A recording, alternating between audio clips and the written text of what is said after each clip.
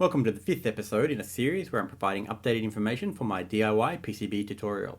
So this is going to be the second part of a larger topic which I'm covering in this series, so if you missed the prior episode where I go through the problems that I was facing with my PCB process, then I highly recommend that you watch that before you watch this one.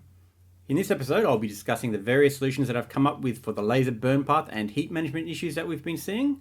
So anyway, let's get into it.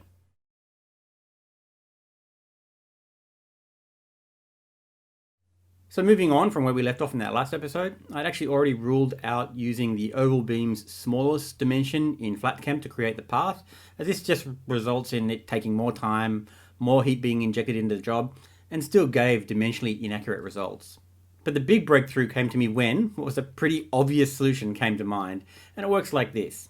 Basically, my laser's burn path is typically about twice as wide as it is high, around 0.08mm wide and 0.04mm high, so say a factor of 2. So all we need to do is scale the original Gerber's height by a factor of 2, and then do the isolation routing on this stretched version using a clearing path of 0.08mm. Then we can normalize the created geometry by now dividing it by 2, and this should result in a final isolation routing path, which is the same as if we had been able to use an oval-shaped isolation tool in the first place. Really, logically, it's as simple as that, and I'm a little bit embarrassed I didn't think of it sooner really. But the real problem is how we practically achieve this, and while I was thinking of various ways I might be able to do this outside of FlatCam, I also thought it was a good idea to check if it could actually just be done using FlatCam. And the first good piece of news I got was that I discovered that the Gerber editor in FlatCom actually supports scaling with separate scaling factors for the X and Y planes. So that immediately solved half the problems. But the next problem we need to solve is unscaling that isolated geometry. And, surprisingly, FlatCam seems to support that too. Only there was one little problem. When I tried to use it, I found out it gave some weird result and obviously has some bugs, so sadly it's not usable. Not to be deterred, I simply bashed together a junk piece of code that I wrote, and that allowed me to manipulate the final G code and restore the correct scaling again. I also made it do some reformatting stuff that I was originally doing in Notepad, something that I showed in the tutorial. So by combining those two functions together, overall it was actually saving me time to use this tool, not actually adding to the time that I needed to generate these files. So this is the method that I use for creating the final PCB for my hi-hat controller, and I use it for basically every single laser operation. And overall, it worked really good, making the job much faster to complete and giving the dimensional accuracy that I was hoping for. But of course, the heating issues for pads was still not solved, so small pads were still getting too hot, or larger pads just not getting enough heat when I'm trying to clear them. And it's something that's only actually made worse now that the horizontal pads get cleared with many more burn passes compared to the ones that are being cleared vertically. And that's, again, something that's further compounded by the fact that the horizontal burn moves burn far hotter than the vertical ones do, and that's for the reasons we discussed in that prior video. So this new burn path solution is literally the essence of 2 steps forward and 1 step backwards. Anyway, faced with this reality, I decided it was time to start getting a little bit more serious and start adding some new features to my junk G-code piece of software that I wrote and try to work my way through these remaining problems. The first thing I added was a way to adaptively control the amount of heat that was being injected into the surface based on the travel direction. Simply meaning that when traveling horizontally, less heat would be injected compared to when traveling vertically. There are actually 2 methods to control the amount of heat. Obviously, the first is that we can simply just reduce the level of laser power that we're using, but the second method available is to increase the feed speed, as this also will result in less heat being injected into a given area. So I went ahead and I implemented the adaptive setting for both the laser power and the feed speed, and they fundamentally both work the same way. For example, for the laser, we now have a max power setting for when we're traveling vertically. So when just traveling vertically, this would be the power that we use. And then we also have a separate max power setting for when traveling horizontally. So when traveling horizontally, obviously this would be the power that we use. And then when we're traveling in a direction that's not specifically following either axis, but a mix of the two, then a proportional combination of both of these values is used based on the angle of the travel. So for example, if you're traveling at 45 degrees, a sum of 50% of both values would be used. Anyway, I think it's pretty straightforward to understand. So it's actually this new method that I used when making the double-sided test board that I made recently, and the results are very interesting, I think. Actually, it took me 2 attempts before I got the settings dialed in. For the first attempt, I tried to reduce the power in the horizontal direction by around about 50%, and I did that by using a combination of increased speed and using a lower laser power level. And interestingly enough, the difference in the darkness of the burn in either direction had now become barely noticeable. And I saw that as a sign that the heat levels were much more balanced now. Unfortunately, with this first attempt, it did result in somewhat poor etching performance in the horizontal paths. So clearly I had reduced the heat in that area too much. So the next step I did was to actually increase the laser power a little bit for those horizontal moves, and then that worked fine. I think there are likely a number of factors at play here that mean we can't just simply reduce the power by about 50% when we're moving horizontally, but I think the basic logic of reducing the power in those moves is actually proven correct with these tests. I think a really nice side effect of using this new method is that now we actually get to use much faster feed speeds when moving horizontally. Now I was a little bit worried that, running faster than what I had in the past might actually introduce some weird artifacts, but obviously there's a transitional speed as it turns the corner from the slower speed to the faster speed. And from what I've seen in my testing so far, you don't seem to get any of those nasty deceleration or acceleration type artifacts in the job itself. So yeah, this is actually a really good outcome, I think. I'm even using this new adaptation when I'm making the silkscreen text overlay. And this, combined with being careful to lay as thin as possible and even as possible UV resin layer with my new application method, has actually resulted in the cleanest result that I've ever achieved. Even the tiny 0.8mm high text elements look near perfect now. Unfortunately, it's not all good news. I was still facing a number of issues, specifically when it came to pad related work. And while it was clearly improved, the smallest pads were still getting too hot in some specific areas, causing them to bubble up a bit. I also still had a lot of trouble getting the solder paste stencil to cut out correctly, and was clearly still overburning on some of those smaller pads. Anyway, at this stage, I had some good improvements with the new directional adaptation method, but it didn't actually turn out to be the silver bullet that I'd sort of been hoping for. So I needed to find a new tack, and actually this is where it starts to get really interesting, I think.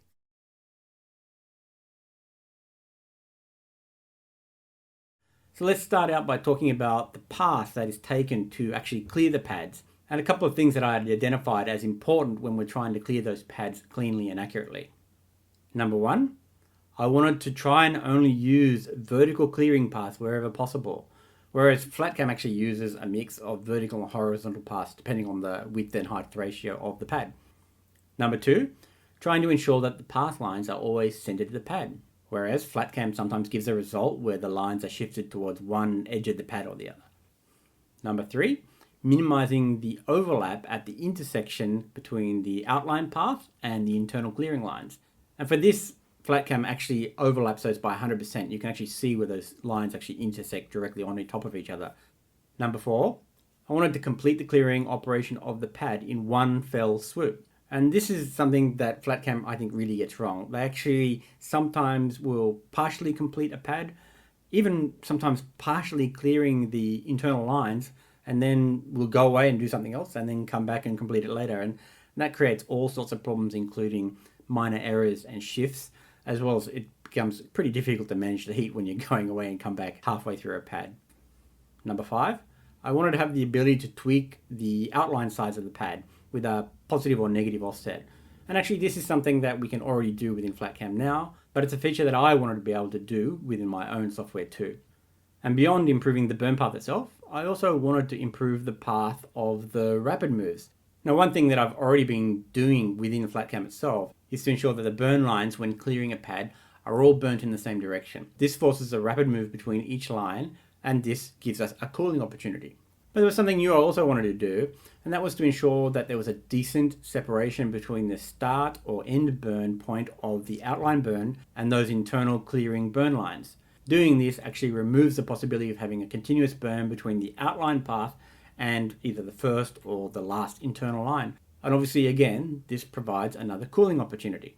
Alright, so outside of those basic G-code path issues, we also need a proactive strategy to absolutely guarantee that the amount of heat being injected into a given pad over a given time frame does not exceed the ability of a given pad's ability to absorb and dissipate that heat without getting so hot that it damages the PCB's underlying substrate. And to be able to do that, it means that we absolutely must know the individual surface area of every single pad. There is just no way around it, really. And once we know the individual areas for every single pad, there are actually 3 different ways that we can affect the heat for each of those pads The first is to use a faster feed speed for the burn. This is naturally going to result in less heat over time. The second is to reduce the actual power level of the laser itself. And again, less heat over time. And the third one, but I think it's a tricky one, is to actually slow down the rapid speed during the internal moves, such as the moves between each individual line. And this is going to result in it taking a longer amount of time to overall clear the pad, but still with the amount of heat that we're injecting. So again, we get less heat over time. Now ultimately, I decided not to implement a solution for the first one, the faster feed speed. And this is because the pad area adaptation process will actually be laid on top of the directional adaptation process, which will likely already be pushing the fastest practical feed speed that my CNC could cope with. However, it is still possible to use that second one to reduce the laser power, though it is necessary to cap the lowest laser power level allowed, because once you drop the laser power level too low, it will actually just stop fully penetrating the resin, and we obviously need to avoid that. And that third method of slowing down the internal rapid speeds for every given pad, effectively increasing the duration of those cooling periods that we made, well, that method can definitely be another effective method to manage those heat levels. So in the end, basically all this stuff that we just discussed is what I went ahead and actually implemented on my software. It now has a new option to actually reprocess pad style G-code files, and actually will strip out the pad's outline geometry from the G-code and then rebuild the geometry, including a handful of options for the pad clearing methods. And it also has the option to increase the number of burn outline laps you want to do, which is specifically intended for cutting things out like the paste stencil or the PCB itself. It also now fairly accurately calculates the area of what the original pad would have been, and then this information is used to drive an adaptation process, which can reduce the laser power level or internal rapid speeds, or a mix of both, for every single pad individually. Basically, it works by trying to ensure that all pads don't exceed a maximum heating level target that you arbitrarily set. Now, it's probably important to point out that to ensure this new pad style adaptation works somewhat correctly, when you're actually designing your PCB, you do need to take a little bit of care not to create pads that have overly huge tracks attached or have overly huge spokes attached to your pads. Oversizing such things will mean that the heating values will deviate too far from what I actually calculate, as I'm not really taking into account any of the heat sinking effect of things that actually connect to the pad. Honestly, I think it's probably going to work fine with most typical PCB designs without any special care or design actions, but it is still something worth keeping in mind. So beyond those specific pad related features that I added, there was one other thing which I think is important that I added to my piece of software that I made, and that was a feature that would optimize the rapids movement path, something that would ensure that the job completes as quickly as possible.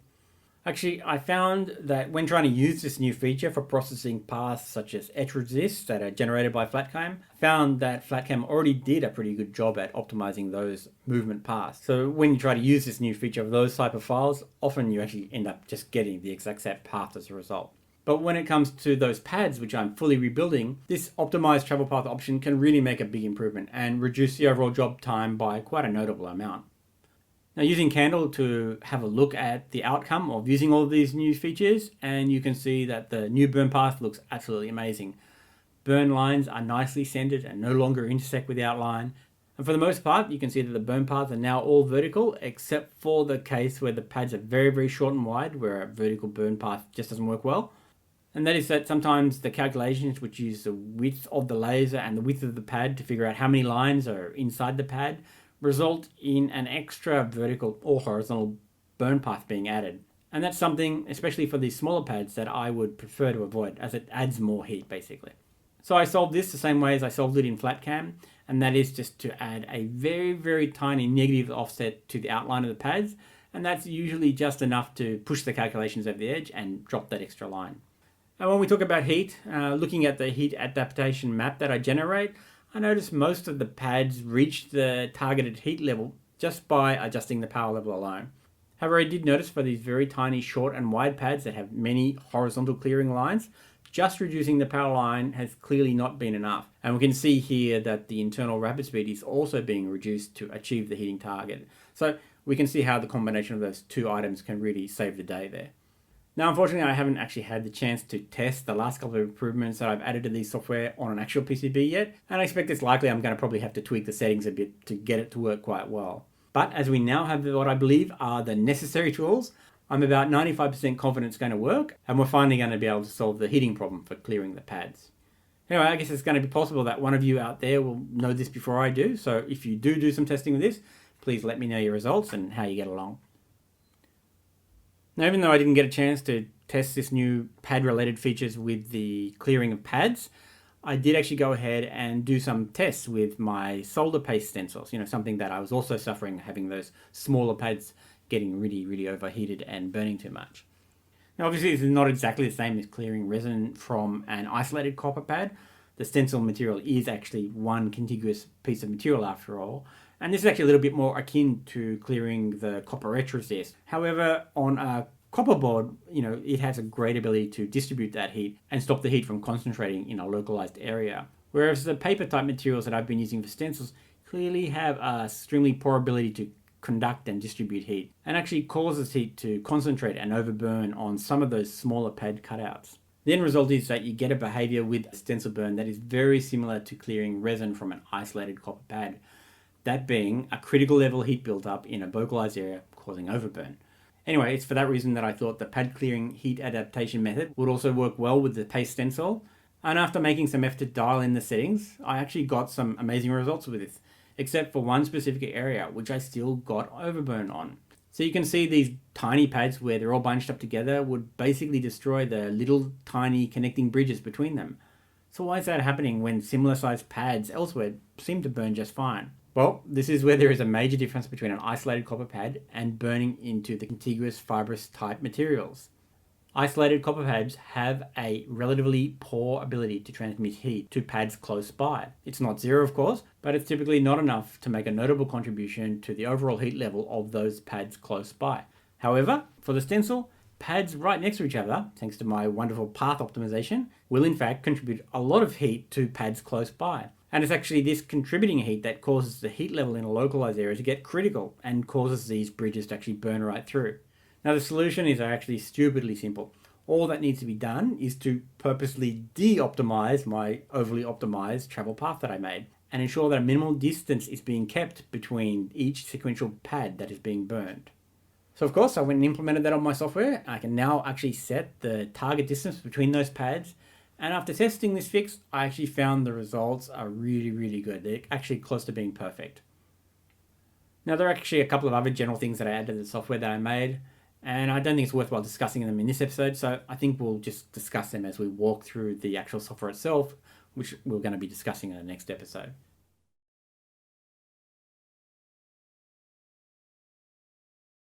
Alright, that's enough rambling for this episode. Hopefully you now have a good insight to how this development has gotten to where it has gotten today, and how it all sort of works. In the next episode, I'm actually going to walk you through the actual software that I made, so that for any of you out there who want to give it a try can know how to use it. Anyway, looking forward to catching you in the next one, so I'll see you then. Actually, all this development's taken about 3 months of what has been pretty grinding work to complete.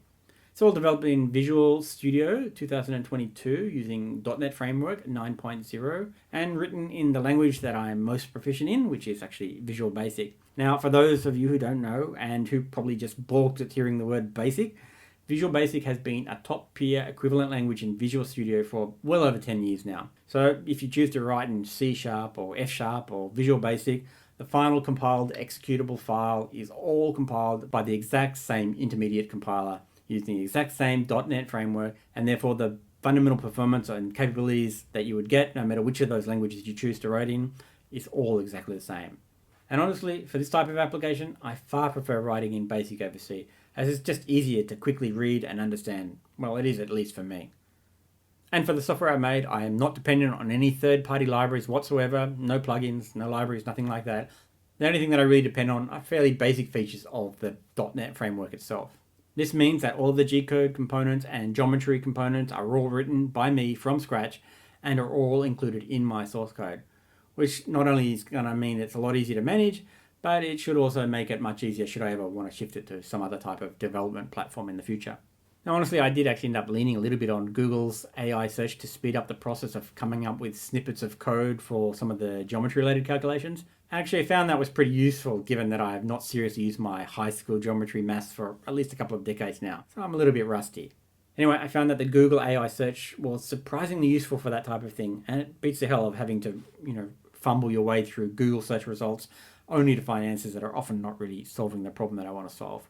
Generally, I'm not a huge fan of AI when it comes to coding, though I do fully understand why people turn to it at times. I mean, in a way, it's just an optimized way of copying and pasting someone else's code and quickly getting a piece of code that works, but not really having to understand how or why it works for the most part. I mean, sometimes everyone needs such a quick solution to move their actual core project forward quickly. But if this all leads to more and more people not really bothering how to learn how to code or exercising and developing their brains where they otherwise might have, or having the coding experience that makes them think and come up with new exciting solutions, then I really do wonder if that's going to be a great thing for humanity's progress in general. And if we'll just end up with a less skilled and less capable and more divided society in general as a result of it. I guess an alternate view is that maybe people will now be developing their brains on even newer and more complex problems that are much more important beyond grinding out code. Maybe something similar to what we saw with the coming of the industrial age or the early computer age, etc., etc. But, as I'm sure it was for earlier generations who faced similar degrees of changes, the future remains really uncertain, and it's pretty difficult to see how things are going to pan out when we're facing such a major upheaval. Anyway, let's get back on topic and one interesting little story about this development process. One thing that I actually did spend about 6 weeks absolutely grinding to try to complete was a single geometric function, a function that you might think would be pretty easy to implement at first glance. The function is the ability to modify a shape by offsetting its edge by a specified distance, while also taking into account any edge collisions or any other weird things that occur by offsetting that edge. Now, the simple way to picture it is actually rolling a circle with the radius matching the offset that you require around the outside or inside edge of a shape, and then keep drawing the line connecting the points following the center of that circle. So that's effectively what you need to do. But doing this in procedural code works out to be pretty complex, and honestly, I was a little bit lost how to do it. Well, beyond coming up with that basic concept which I just outlined. I mean, I knew what I wanted to do, I just didn't really have any good or easy ideas on how to do it. So, of course, I reached out to my new best friend for a quick snippet of AI-generated code, and no matter how I modified the search terms, instead of actually providing some guidance how to proceed or some specific code examples, Google AI told me that it was simply too complex of a problem to code by yourself and that I should just use a pre-existing library. Now, as a part of this original development's approach was not to use third-party plugins or libraries, obviously that answer was really not that useful for me. Now, of course, I suspected that using a more code-specific AI engine may actually generate the code I needed, but honestly, is that really any different to using a third party's library? I mean, you're still just copying and pasting some other person's code that's been stolen by AI. I mean, that's basically what AI is doing anyway. And on top of all that, we have Google AI basically telling me it's impossible to write this own code by myself. And for me, that's pretty much the same as flashing a red flag to a bull. So, yeah, I thought, challenge accepted, Google AI. Anyway, about 4 weeks into attempting to completely code this all by myself and literally rewriting this code from scratch multiple times as I kept hitting dead ends, I was honestly starting to doubt my ability to pull this one off. But finally, by the end of the 6th week of trying, I appeared to be on the right track. But actually, it was only in the last couple of days of development where everything started to fall into place, and I really started to feel confident about where I was going with this. Actually, I have pages and pages of scribbles to prove it. And for one of the more difficult geometric problems, which I couldn't even find any sort of reference to online for, I actually had to push it off onto my youngest son, who studies similar sort of things at university. Thankfully, he solved me hours of trying to figure this formula out by myself. So finally, I got a little bit of payback for all of those university tuition fees, I guess. Anyway, I think I finally got it to work and debug everything, and it's pretty awesome to have this code now on hand. And it gave me a good chance to seriously exercise my brain for once, and that's probably something I haven't done for a few years now. And just in case you didn't notice already, this tool is actually the key piece needed to generate the isolation paths, like the ones that we generate in FlatCam. So having my own tool on hand now provides a pathway for me to create code to generate my own isolation paths in the future. And having detailed control of this tool means that I can hopefully create paths that fit even better with my PCB process. And you probably might have also thought, well, why didn't I just take cues from the original FlatCam source code on how to do all of this? Well, of course I look at the FlatCam source code, and guess what? All of the core geometry functions that they use are from a third-party library. So there was basically nothing in there in this regard to see. Really no help at all. Now don't get me wrong, there's actually some pretty smart stuff in the coding in FlatCam itself, and some of it's pretty impressive, I think. But solving all of the geometry coding was definitely not a part of that. Actually, FlatCam does really depend on a lot of third-party libraries to work, and given the scale of the work that would have been required to make every single one of these libraries from scratch, it's fully understandable why this is the case. Sadly, in this current release, the only place where I use this shape offset feature is to help me calculate the size of the pads accurately, and I also use it for the pad outline offset feature. And even though that's pretty important to the overall functionality of this piece of software, it's something that is probably well less than 1% of the overall functionality of this release. And that's a little bit disheartening to think about when you think that it actually took about half the development time for this whole project for 1% of the functionality. Anyway, I guess I just need to look forward to long-term payoff when I finally get around to doing the isolation routing and other stuff in the future. So at the end of the day, I guess you could say that Google AI's original advice was pretty correct. For the most part, you're really better off using a third-party existing library for this thing that I was trying to do. But I'd also like to say that at the same time, doing without a third-party library was not impossible or completely impractical. Well, maybe just barely practical, as I honestly nearly gave up at one point.